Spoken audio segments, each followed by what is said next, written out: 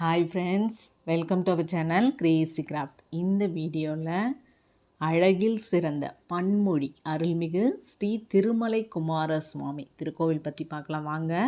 இந்த திருமலை கோவில் தமிழ்நாட்டில் தென்காசி மாவட்டத்தில் செங்கோட்டை நகர்லேருந்து வடக்கு திசையில் 5 கிலோமீட்டர் டிஸ்டன்ஸில் பன்மொழி அப்படிங்கிற இடத்துல அமைந்திருக்க அழகான தலம் இது.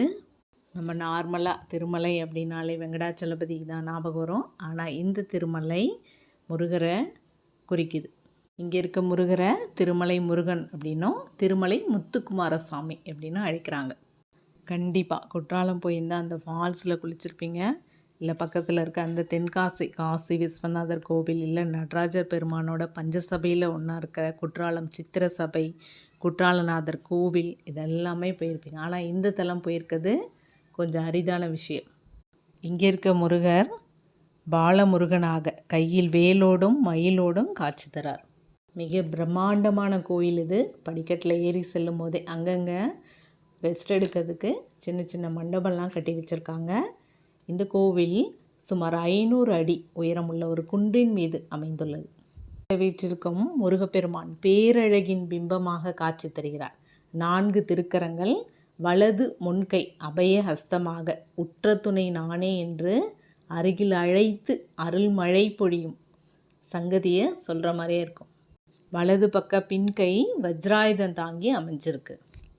கிட்டத்தட்ட 4 அடி உயரம் கொண்ட கருங்கல்லால் ஆன இந்த முருகர் பார்க்கறதுக்கு அவ்வளோ ரம்யமாக, அதுவும் இந்த மாதிரி ஒரு மலைப்பகுதியில் பொதிகை மலையில் பார்க்கும்போது அவ்வளோ அழகாக இருக்கும்.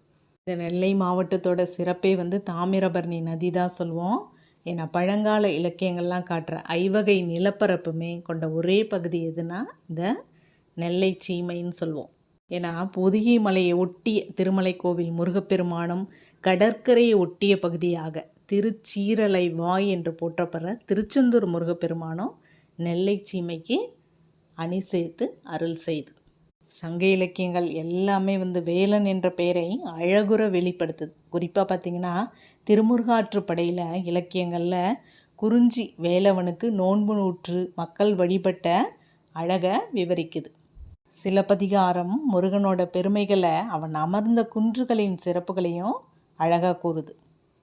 குன்றுதோறாடும் குமரன் குற்றாலத்துக்கு அருகில் அமைஞ்சிருக்க இந்த திருமலையில் எழுந்தருளி அருள் பாலிக்கிறது இன்னமுமே சிறப்பு. குறிஞ்சி நிலக்கடவுளான முருகன் என்ற சொல்லுக்கு அழகன் என்று பொருள்.